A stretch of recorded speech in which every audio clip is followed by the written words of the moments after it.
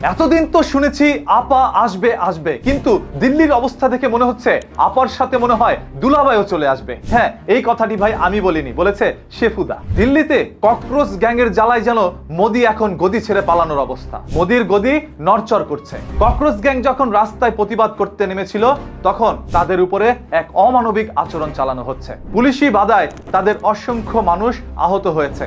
আর এতে করে অভিনেতা থেকে শুরু করে দেশের সাধারণ জনগণও সেই শিক্ষার্থীর সাথে আন্দোলনে নেমে পড়েছে। এরপর শিক্ষকদের উপরে যখন লাঠিচার্জ করা হচ্ছিল তখন বিরোধী দলেরও অসংখ্য নেতারা রাস্তায় অবস্থান করছে। যেন মনে হচ্ছে বাংলাদেশের সে জুলাই আন্দোলন আমরা এখন দিল্লিতে দেখতে পাচ্ছি। এটাও জুলাই মাস, আর এই জুলাই মাসটাই কাল হয়ে দাঁড়িয়েছে কিছু সংখ্যক স্বৈরাচারের কপালে। মোদির গদি নড়ানোর জন্যই এখন সকল মানুষ রাস্তায় নেমেছে এবং মোদি যেইভাবে তাদেরকে মোকাবেলা করতে চাচ্ছে সেম একইভাবে চেয়েছিল বাংলাদেশের সাবেক প্রধানমন্ত্রী শেখ হাসিনা। সেই শেখ হাসিনার মতোই আচরণ দেখাচ্ছে নরেন্দ্র মোদি। দুজনের রাজনীতির মধ্যে রয়েছে ব্যাপক মিল। এই যে আপনারা শুনেছেন শুভেন্দু অধিকারী কয়েকদিন আগে একটি ভিডিওর মাধ্যমে বলেছিল শেখ হাসিনা এই বছরের ডিসেম্বর মাসেই আসবে এবং সরকারের চেয়ারেই বসবে। সেই শুভেন্দু অধিকারী হয়তো আবার বলতে বাধ্য হবে শেখ হাসিনার সাথে নরেন্দ্র মোদিও যাবে, তিনি আবার কিছুদিন ঘুরে আসবে। শেফুদার কথা শুনলে তাই মনে হয়। দেখেন, আমি কোনো দলের বিরুদ্ধে না, তবে ককরোচ গ্যাং যেইভাবে একটি আন্দোলন করছিল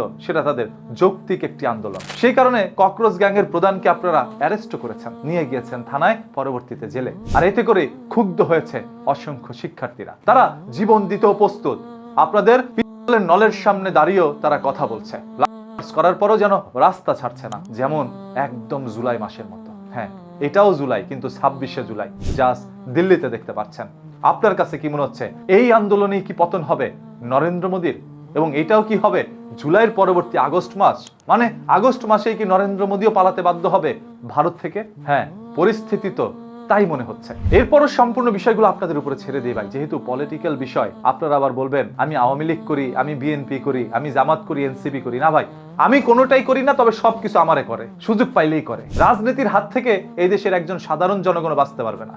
সবাই এই রাজনীতির কবলে পড়ে তাদের সর্বোচ্চ হারাবে। আপনি যদি একটু জেলের দিকে তাকান, আপনি যদি একটু থানার দিকে তাকান, তাহলে দেখবেন সকল অপরাধী হচ্ছে গরিব ঘরের পোলাপান।